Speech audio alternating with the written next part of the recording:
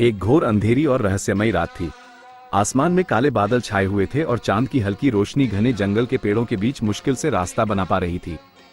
चारों तरफ ऐसा सन्नाटा था कि केवल हवा की सरसराहट और दूर कहीं उल्लू की आवाज सुनाई दे रही थी।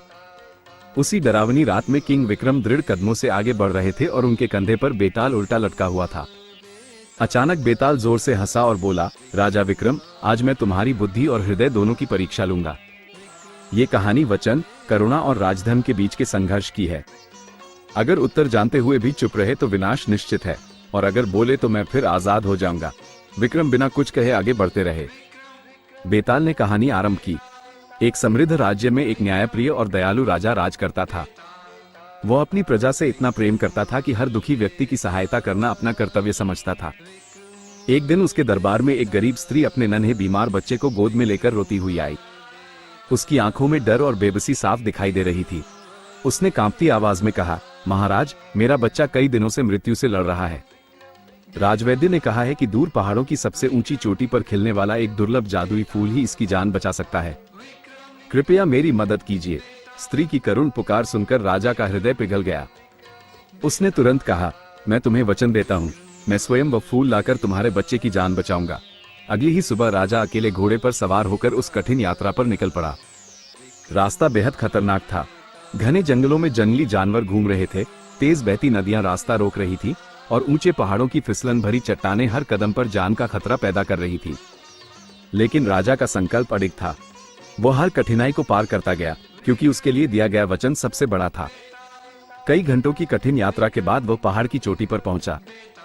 वहां चांदनी की हल्की रोशनी में एक चमकता हुआ दुर्लभ जादुई फूल खिला हुआ था। उसकी पंखुड़ियां मानो किसी दिव्य प्रकाश से चमक रही थी। राजा ने सावधानी से उसे तोड़ा और तुरंत वापस लौटने लगा।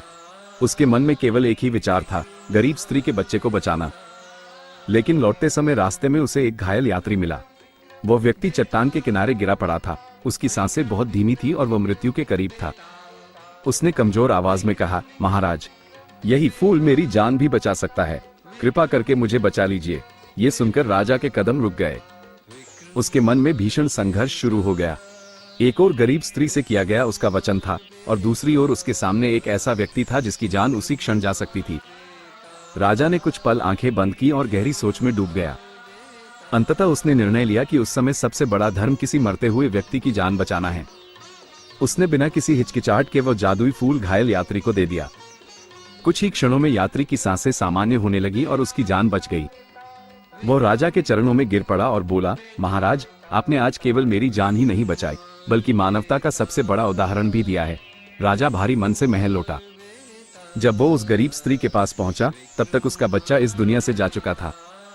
स्त्री की आंखों से आंसू बह रहे थे, लेकिन जब राजा ने पूरी सच्चाई बताई तो उसने दुख के बीच भी शांत स्वर में कहा, महाराज, आपने अपना वचन तो जरूर तोड़ा, लेकिन एक मरते हुए इंसान की जान बचाकर सच्ची मानवता निभाई है। यही सबसे बड़ा धर्म है। इतना कहकर बेताल ने कहानी रोक दी और विक्रम से पूछा, बताओ राजा विक्रम, क्या उस राजा ने सही किया जिसने अपना वचन तोड़कर दूसरे व्यक्ति की जान बचाई? विक्रम ने तुरंत उत्तर दिया, हाँ, उसने बिल्कुल सही किया। वचन का महत्व बहुत बड़ा है, लेकिन किसी प्राण की रक्षा उससे भी बड़ा धर्म है। जब किसी की जान उसी क्षण संकट में हो, तब मानवता को सबसे ऊपर रखना ही सच्चा राजधर्म और सच्ची महानता है। जैसे ही विक्रम ने यह उत्तर दिया, बेताल जोर से हंस पड़ा और बोला, राजा विक्रम, तुमने फिर सही उत्तर दिया। और वो उड़कर वापस उसी पुराने पेड़ पर जा लटका। विक्रम ने एक गहरी सांस ली, लेकिन बिना हार माने फिर उसी दिशा में बढ़ गए।